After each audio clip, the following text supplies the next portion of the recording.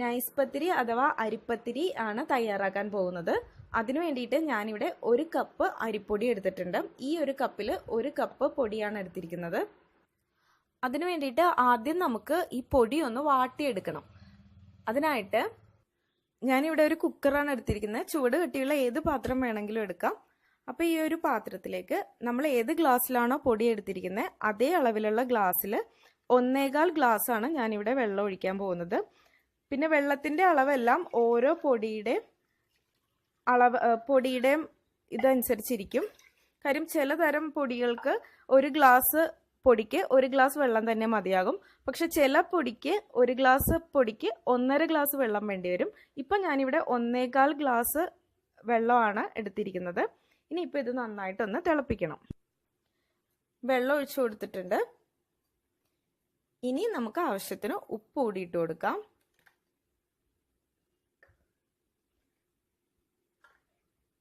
പിന്നെ 1 spoon oil കൂടി ചേർത്ത് കൊടുക്കാം. ഏത് ഓയിൽ വേണമെങ്കിലും ഒഴിക്കാം. ചെറുതായിട്ടൊന്ന് ഇളക്കി കൊടുത്ത് ഉപ്പെല്ലാം ഈ വെള്ളത്തിലൊന്ന് പിടിക്കാൻ വേണ്ടിയിട്ടൊന്ന് ഇളക്കി കൊടുക്കും. വെള്ളം നന്നായിട്ട് തിളക്കണം. തിളച്ചു കഴിഞ്ഞാൽ മാത്രമേ ഈ പൊടി ഇടാൻ പാടുള്ളൂ. ഈ പൊടി നന്നായിട്ട് വെന്ത് വരണം. അപ്പോൾ നമ്മൾ പൊടിച്ച് വറുത്ത് വെച്ചിരിക്കുന്ന പൊടിയാണ് ഇതിനു വേണ്ടിയിട്ട് ഉപയോഗിക്കേണ്ടത്. ഒരുപാട് പശപശപ്പുള്ള പൊടി ഉപയോഗിക്കരുത്. എന്നാൽ കുറച്ച് പശയുള്ള ഒരു പൊടിയായിരിക്കും നമുക്ക് നൈസ് പത്തിരി ഉണ്ടാക്കാനായിട്ട് കൂടുതൽ നല്ലത്. ഒരു ചെറിയൊരു പശപശപ്പുള്ള ഒരു പൊടിയായിരിക്കും എപ്പോഴും നല്ലത്. ഇപ്പോൾ വെള്ളം തിളക്കാൻ തുടങ്ങിയിട്ടുണ്ട്. ഇപ്പോൾ വെള്ളം നന്നായിട്ട് തിളക്കുന്നുണ്ട്. ഇനി ഇതിലേക്ക് നമ്മുടെ പൊടി ഇട്ട് കൊടുക്കാം. പൊടി ഇട്ട് കൊടുത്ത് ഉടനെ തന്നെ തീ ഒന്ന് കുറച്ച് വെക്കണം. ലോ ഫ്ലെയിമിലിട്ട് തീ ഓഫ് ചെയ്യരുത്. ഇതുപോലെ ഒരു കയ്യിലിൻ്റെ ഒരു തവയുടെ ബാക്ക് സൈഡിൽ ഇതുപോലെ നല്ല കട്ടിയുള്ള ഒരു തവയാണ്. ബാക്ക് സൈഡ് കൊണ്ടിട്ട് നന്നായിട്ട് ഒന്ന് മിക്സ് ചെയ്യണം. നേരിട്ട് ഒരു സ്പൂണോ വല്ലതും എടുത്താൽ അതിനകത്ത് ഈ പൊടി പറ്റിപ്പിടിച്ചിരിക്കും. അപ്പോൾ എല്ലായിടത്തും നന്നായിട്ട് ഇതെത്തില്ല ഈ വെള്ളം. ഈ വെള്ളവും പൊടിയും കൂടി നന്നായിട്ടൊന്ന് ഇളക്കി യോജിപ്പിക്കാം. തീ ഓഫ് ചെയ്യണം. അതിനുശേഷം നമ്മൾ വെള്ളം ഒഴിക്കുമ്പോൾ എപ്പോഴും ഇപ്പോൾ 1.25 ഗ്ലാസ് വെള്ളമാണ് വേണമെന്നുണ്ടെങ്കിൽ ഒരു 2 ടേബിൾ സ്പൂൺ വെള്ളമെങ്കിലും കൂടുതൽ ഒഴിക്കണം. കാര്യം ഇത് തിളക്കുമ്പോൾ വെള്ളം ഒന്ന് വറ്റി തുടങ്ങുമല്ലോ. അപ്പോൾ വെള്ളം കുറഞ്ഞു പോവും. അതുകൊണ്ട് വെള്ളം ഒഴിക്കുമ്പോൾ തിളക്കുമ്പോൾ അത് കുറഞ്ഞു പോകാൻ ചാൻസ് ഉള്ളതുകൊണ്ട് അതിനനുസരിച്ച് വെള്ളം ഒഴിക്കുക.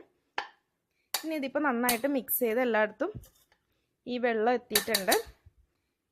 ഇനി നമുക്ക് ഈ കുക്കർ ഒരു 10-15 മിനിറ്റോളം ഒന്ന് അടച്ചു വെക്കാം. ഈ പൊടി ഒന്ന് വെന്ത് കിട്ടാൻ വേണ്ടിയിട്ടാണ് ഞാനിങ്ങനെ അടച്ചു വെക്കുന്നത്. ഒരു 15 മിനിറ്റ് നേരം ഈ കുക്കർ ഇങ്ങനെ ഒന്ന് അടച്ചു വെക്കാം. ഇപ്പോൾ ഒരു 15 മിനിറ്റോളം ആയിട്ടുണ്ട്. ഇനി നമുക്ക് കുക്കർ തുറന്നിട്ട് ഇപ്പോൾ നമ്മുടെ കയ്യിൽ ഹാൻഡിൽ ചെയ്യാൻ പറ്റുന്ന ചൂടേ ആയിട്ടുള്ളൂ. ഇതൊരു വലിയൊരു പാത്രത്തിലേക്ക് മാറ്റണം.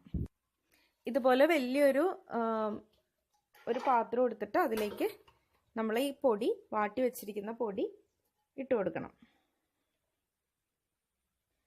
പൊടി ഇട്ട് കൊടുത്തിട്ടുണ്ട്. അതിനുശേഷം ഇത് ചെറുതായിട്ടൊരു ചൂടുണ്ടാവും. ഒരുവിധം നല്ല ചൂടുണ്ടാവും. നന്നായിട്ട് കുഴച്ചെടുക്കണം. 2 കൈ ഉപയോഗിച്ച് നമ്മുടെ കൈ നന്നായിട്ട് വൃത്തിയാക്കി എടുക്കുക കുഴക്കുന്നതിന് മുന്നേ. അതിനുശേഷം ഈ പൊടി നന്നായിട്ട് കുഴക്കണം.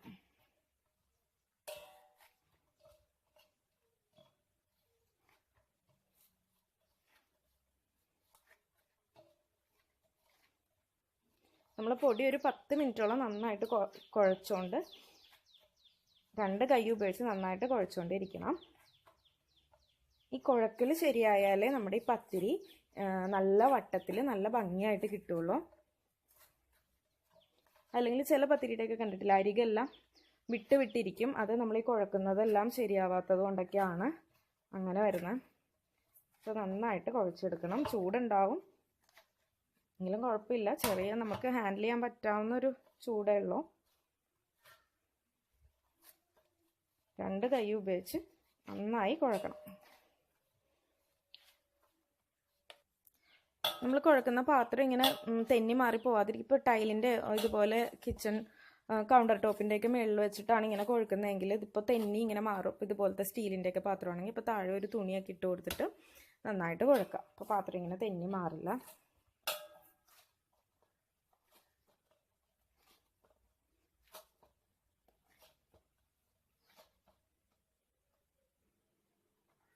ഇത് കുറച്ച് നേരം ഇങ്ങനെ കുഴച്ച് വരുമ്പോൾ ഈ ചൂടെല്ലാം ഒന്ന് കുറഞ്ഞു വരും. അപ്പോൾ ആദ്യം നമ്മൾ പിടിക്കുന്ന അത്ര ആ ചൂടുണ്ടാവില്ല, പിന്നെ കുറഞ്ഞു വരും. ഇപ്പോൾ നമുക്ക് ശരിക്കും ഇങ്ങനെ ഹാൻഡിൽ ചെയ്യാവുന്ന ഒരു ചൂടേ ഉള്ളൂ, കുഴപ്പമില്ല. ചൂടാറാൻ വേണ്ടിയിട്ട് കാത്തിരിക്കരുത്, ചൂടോടുകൂടി തന്നെ വേണം ഇത് കുഴക്കാനായിട്ട്. നന്നായിട്ട് ചൂടാറിയാൽ ഇത് ശരിയാവില്ല. ചൂടോടുകൂടി പൊടിയിൽ പിടിക്കാൻ പ്രയാസമാണെന്ന് വിചാരിച്ച് കുഴക്കാതെ ഇരിക്കരുത്. അതിന് വേണ്ടിയിട്ടാണ് നമ്മളൊരു 15 മിനിറ്റ് അതൊന്ന് മാറ്റി വെച്ചത്. അപ്പോഴേക്കും നമുക്ക് പറ്റാവുന്നത്ര ആ ചൂടിലേക്ക് അത് മാറിയിട്ടുണ്ടാവും. ഇത് ഏകദേശം ഈ പൊടി ആയിട്ടുണ്ട്. അപ്പോൾ നമ്മുടെ കൈ ഇങ്ങനെ തൊട്ട് നോക്കുമ്പോഴേക്കും കയ്യിൽ തിരിച്ച് പൊടി ആവാത്തൊരു പരുവത്തിൽ വേണം വരാനായിട്ട്. അപ്പോൾ നമ്മുടെ പൊടി റെഡി ആയി കഴിഞ്ഞു. ഇപ്പോൾ കണ്ടോ, ഞാൻ ഇതുപോലെ ഇങ്ങനെ ഇപ്പം നമ്മുടെ കയ്യിലായിട്ടില്ല. അപ്പോൾ ഇതാണ് ഇതിൻ്റെ ഒരു പരുവം. ഇതിനിപ്പം നമുക്ക് ചെറിയ ബോളുകളാക്കി എടുക്കണം.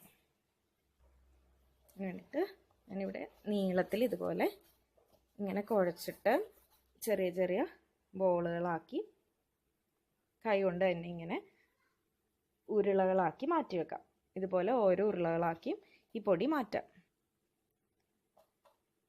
ഇതുപോലെ ഇങ്ങനെ ഓരോ ഉരുളകളും ഇങ്ങനെ ഉരുട്ടി വെക്കാം.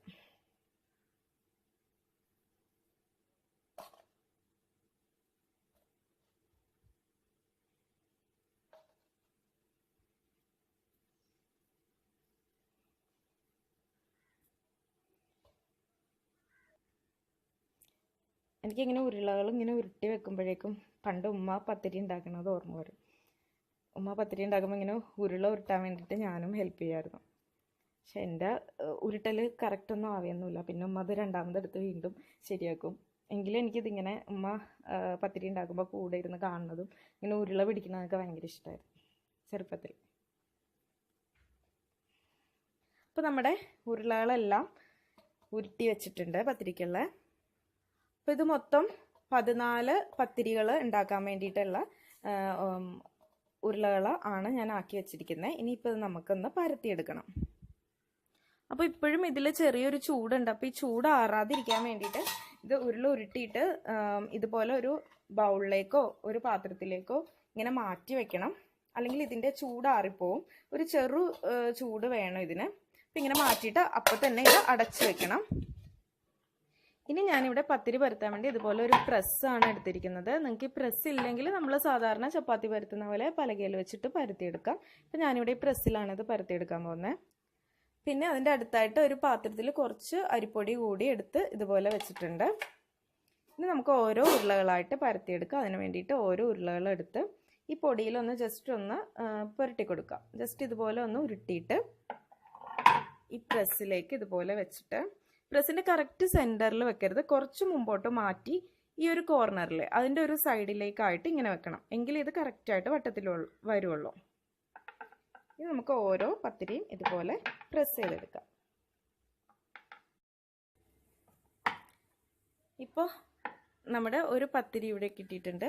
ഇപ്പോൾ ഇതിലും വലിപ്പമൊക്കെ വേണമെന്നുണ്ടെങ്കിലും കുറച്ചുകൂടി നൈസായിട്ട് വേണമെന്നുണ്ടെങ്കിൽ നമുക്ക് ഇതൊന്നുകൂടി ഒന്ന് പരത്തിയെടുക്കാം. കുറച്ചുകൂടി നൈസായിട്ട് കിട്ടണമെന്നുണ്ടെങ്കിൽ, അല്ലെങ്കിൽ ഇത് തന്നെ മതിയാവും. നല്ല നൈസായിട്ടുള്ളൊരു പത്തിരി കിട്ടിയിട്ടുണ്ട്. ഇനി ഈ പത്തിരി വീണ്ടും ആ പൊടിയിലൊന്ന് മുക്കിയിട്ട് നമുക്ക് മാറ്റി ഒരു പ്ലേറ്റിലേക്ക് വെക്കാം. ഇനി ഇത് കുറച്ചുകൂടി വട്ടം വേണമെന്നുള്ളവർക്ക് ഇതിങ്ങനെ പൊടിയിൽ മുക്കിയിട്ട് നമ്മുടെ ചപ്പാത്തി പലകയിൽ വെച്ചിട്ട് ഒന്ന് പരത്തിയെടുക്കാം. ഇതുപോലെ നന്നായിട്ട് പരത്തിയെടുക്കാം.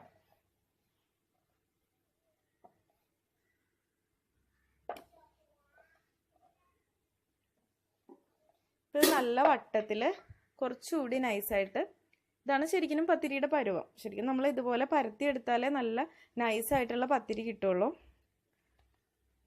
അപ്പോൾ നമ്മുടെ എല്ലാ ഉരുളകളും ഇതുപോലെ പരത്തിയെടുക്കാം. ഇപ്പം നമ്മൾ ഇതുപോലെ പരത്തിയെടുക്കുമ്പോൾ ഇതിൻ്റെ സൈഡൊക്കെ ഇത് കറക്റ്റ് ഒരു ഷേപ്പിലൊക്കെ കിട്ടണമെന്നുണ്ടെങ്കിൽ ഇതുപോലെ ഒരു പാത്രം, നമ്മുടെ ഈ അരിക് നല്ല ഷാർപ്പായിട്ടുള്ള ഒരു പാത്രം കൊണ്ട് ഇതുപോലെ ഒന്ന് പ്രസ് ചെയ്ത് കൊടുത്താൽ ഇപ്പം ഇതിൻ്റെ കറക്റ്റ് ഒരു റൗണ്ട് ഷേപ്പിലായിട്ട് കിട്ടും. കണ്ടോ?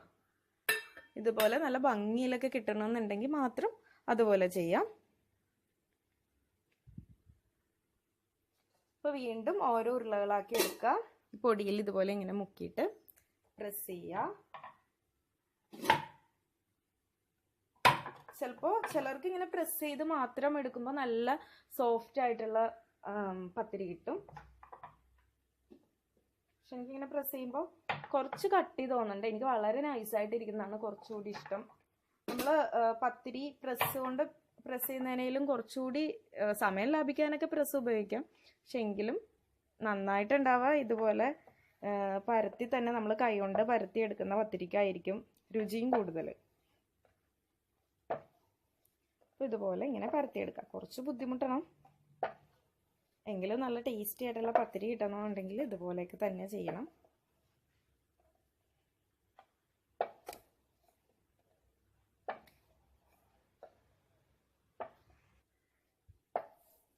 ശരിക്കും പറഞ്ഞാൽ എനിക്ക് നന്നായിട്ട് ഇതുപോലെ ഇങ്ങനെ പരത്താനൊന്നും അറിയില്ല. ഉമ്മയെല്ലാം പരത്തി കണ്ടുള്ള ഒരു അറിവേ ഉള്ളൂ. അപ്പോൾ ഒരാളുകൂടി ഉണ്ടെങ്കിൽ, നമ്മൾ ഹെൽപ്പ് ചെയ്യാൻ ഒരാളുകൂടി ഉണ്ടെങ്കിൽ നമ്മളിങ്ങനെ പരത്തിയിടുമ്പോൾ ഒരാൾ ഈ പത്തിരി ചുട്ടെടുക്കാം. ഇപ്പോൾ ഒരാൾ മാത്രമേ ഉള്ളെങ്കിൽ ഇതുപോലെ എല്ലാം പരത്തി വെച്ചതിന് ശേഷം ഇത് ചുട്ടെടുക്കണം.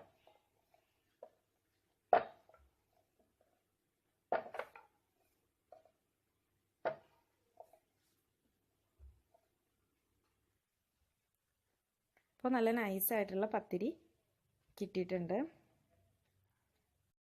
ശരിക്കും നമ്മളിങ്ങനെ പരത്തുമ്പോൾ അധികം വണ്ണം ഇല്ലാത്ത ഈ പരത്തണ ഈ കോലില്ലേ, ഇത് അധികം വണ്ണം ഇല്ലാത്തത് ഉപയോഗിക്കുന്നതായിരിക്കും പത്തിരി പരത്താൻ വേണ്ടിയിട്ട് കൂടുതൽ നല്ലത്. നമ്മുടെ കയ്യിൽ ചപ്പാത്തിയൊക്കെ പരത്താൻ ചിലപ്പോൾ കുറച്ചുകൂടി തടിയുള്ള ഇതുപോലെയുള്ള സാധനമായിരിക്കും ഉണ്ടാവണേ. പക്ഷെ അതിനേക്കാളും കുറച്ചുകൂടി പത്തിരിക്കൊക്കെ കൂടുതൽ നല്ലത് വണ്ണം ഇല്ലാത്ത ചെറുതായിട്ടുള്ള, ചിലർ PVCയുടെ പൈപ്പൊക്കെ വെച്ചിട്ടൊക്കെ ഇങ്ങനെ പരത്തണ ഞാൻ കണ്ടിട്ടുണ്ട്.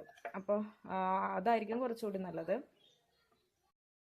ഇപ്പോൾ ഞാനിവിടെ എല്ലാ പത്തിരിയും ഇതുപോലെ പരത്തി വെച്ചിട്ടുണ്ട്. ഇനിയിപ്പോൾ നമുക്കിത് ചുട്ടെടുക്കണം. പത്തിരി ചുട്ടെടുക്കുന്നതിന് വേണ്ടിയിട്ട് ഞാനിവിടെ ഒരു പാത്രം വെച്ചിട്ടുണ്ട്. ഞാനിപ്പോൾ ഇവിടെ ഇരുമ്പിൻ്റെ ഒരു ദോശക്കല്ലാണ് വെച്ചിട്ടുള്ളത്. ഇരുമ്പിൻ്റെ അല്ലെങ്കിൽ നമ്മുടെ നോൺ സ്റ്റിക്കിൻ്റെ പാനിലാണെങ്കിലും ചുട്ടെടുക്കാം. ഇനി പത്തിരി ചുട്ടെടുക്കുമ്പോൾ നമ്മൾ ആദ്യം പരത്തിയില്ലേ, അത് ആദ്യം ചുട്ടെടുക്കും. ഇപ്പോൾ ഈ പാത്രം നന്നായി ചൂടായതിന് ശേഷം ഓരോ പത്തിരിയായിട്ട് ഇതുപോലെ ഇട്ട് കൊടുക്കാം. ഇപ്പോൾ തീ നന്നായിട്ട് കൂട്ടി തന്നെ വെക്കാം. കൂട്ടി വെച്ചിട്ട് ഇതൊന്ന് ഈക്വലായിട്ട് ഇതിലൊന്ന് ചൂട് വന്നതിന് ശേഷം ഇതൊന്ന് തിരിച്ചിട്ട് കൊടുക്കണം.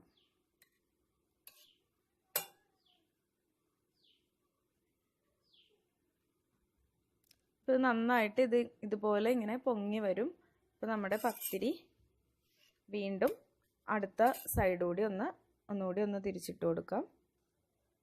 അങ്ങനെ തിരിച്ചും മറിച്ചും ഇട്ട് ഇതുപോലെ ചുട്ടെടുക്കണം. ഹോട്ട് ബേസിനിലേക്ക് മാറ്റി അടച്ച് വെക്കണം, അല്ലെങ്കിൽ ഇതിൻ്റെ ഫ്രഷ്നെസ് നഷ്ടപ്പെടും. ഓരോ പത്തിരി ചുട്ടതിന് ശേഷം നമ്മുടെ ഈ പാൻ ഒന്ന് ഒരു ടിഷ്യൂ പേപ്പർ കൊണ്ടോ ഒരു ഉണങ്ങിയ ഒരു തുണി കൊണ്ടോ ഒന്ന് വൃത്തിയാക്കണം. അതിനുശേഷം മാത്രം അടുത്ത പത്തിരി ഇട്ട് കൊടുക്കാം. ഒരുപാട് ഇതുപോലെ പുകയൊക്കെ വരുന്നുണ്ടെങ്കിൽ തീ ഒന്ന് ജസ്റ്റ് ഒന്ന് കുറച്ച് വെച്ച് കൊടുക്കണം, അല്ലെങ്കിൽ ചിലപ്പോൾ ചില ഭാഗം ഇതുപോലെ ഒന്ന് കരിഞ്ഞു പോകാൻ ചാൻസ് ഉണ്ട്. അപ്പോൾ അങ്ങനെ വരാതെ നോക്കണം. ഇപ്പം ഞാനിവിടെ എല്ലാ പത്തിരിയും ഇതുപോലെ ചുട്ടെടുത്തിട്ടുണ്ട്. ഞാനൊരു ഹോട്ട് ബേസിനിലിട്ട് ഇതുപോലെ അടച്ചു വെക്കും. എയർ ടൈറ്റ് ആയിട്ട് ഇരിക്കുന്നതായിരിക്കും എപ്പോഴും നല്ലത്. നമ്മൾ കഴിക്കാൻ നേരം മാത്രം ഇത് ഓപ്പൺ ചെയ്താൽ മതിയാകും. അപ്പോൾ ഇത് നന്നായിട്ട് ഫ്രഷ് ആയിട്ടിരിക്കും. ഇത് തണുത്ത് പോയി കഴിഞ്ഞാൽ കുറച്ച് കട്ടിയാവും, ഹാർഡായി പോവും. അപ്പോൾ ഇത് കഴിക്കാൻ നല്ല ടേസ്റ്റ് ഉണ്ടാവില്ല. ഞാനിത് കഴിക്കാൻ നേരത്തെ തേങ്ങാപ്പാലിൽ മുക്കിയിട്ടാണ് നമ്മുടെ കറിയുടെ കൂടെ, ചിക്കൻ കറിയുടെ കൂടെയൊക്കെ നല്ല ബെസ്റ്റ് കോമ്പിനേഷനാണ്. അപ്പോൾ ഞാൻ തേങ്ങാപ്പാലിലൊന്ന് മുക്കിയിട്ടാണ് ഇത് കഴിക്കാറുള്ളൂ. അപ്പോൾ അതെല്ലാം ഓരോരുത്തരുടെ പേഴ്സണൽ ചോയ്സാണ്. അപ്പോൾ നമ്മുടെ പത്തിരി ഇവിടെ റെഡി ആയി കഴിഞ്ഞു. എൻ്റെ ഈ ചാനൽ ഇതുവരെ സബ്സ്ക്രൈബ് ചെയ്യാത്തവർ ഈ വീഡിയോ കാണുന്നെങ്കിൽ തീർച്ചയായും സബ്സ്ക്രൈബ് ചെയ്യണം. സബ്സ്ക്രൈബ് ചെയ്യുമ്പോൾ തൊട്ടടുത്തൊരു ബെൽ ബട്ടൺ കൂടി വരും. അതുകൂടി പ്രസ് ചെയ്താൽ ഞാനിടുന്ന റെസിപ്പീസിൻ്റെ എല്ലാ നോട്ടിഫിക്കേഷൻസ് കിട്ടും. വീണ്ടും പുതിയ റെസിപ്പിയായിട്ട് കണ്ടുമുട്ടാം. താങ്ക്